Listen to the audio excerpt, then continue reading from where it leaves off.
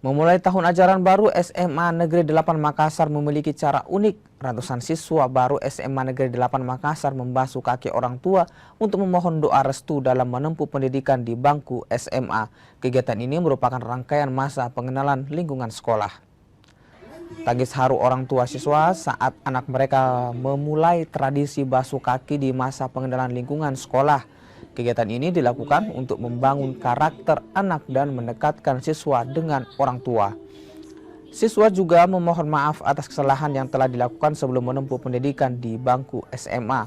Momen ini juga dilakukan untuk memberikan kesempatan orang tua menunjukkan rasa sayang pada anak dan dukungan doa terbaik untuk menjalani masa sekolah.